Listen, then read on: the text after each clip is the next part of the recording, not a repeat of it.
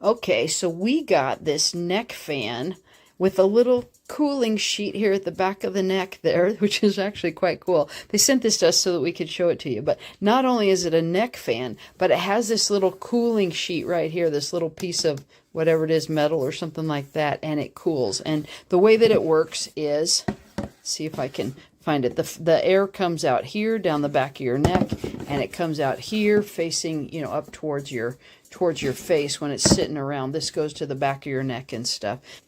On the bottom side here, there's the charging port. And then on the side here, there is the buttons. And then in between those two buttons, there's a digital display. So I'll just show you here. Basically, you just hold this down for about 2 seconds and it comes on. And that's fan 1.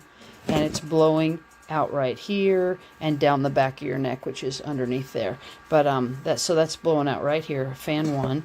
And then you can hear fan 2, a little bit more blowy, fan 3, more blowy, and then it has this cooling function with that plate back there on the back of your neck that if you just hold this other button down for a couple seconds, you'll see the green light come on. It says cooling 1, cooling 2, or C2 I guess is what it says, but I just C3.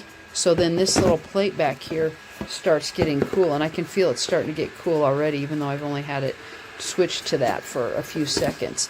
You can feel that right there. It's getting cool.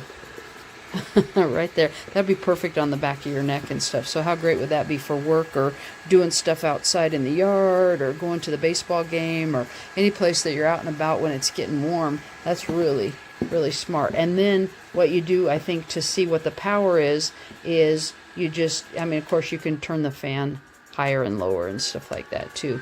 But you just kind of double tap and it tells you your power there. There you go. I think I bounced it more, but anyway, you just double tap and it tells you you're at 100% battery, because of course I did just plug it in and charge it up. So there you go. Pretty cool. Thank you for sending that. That's awesome.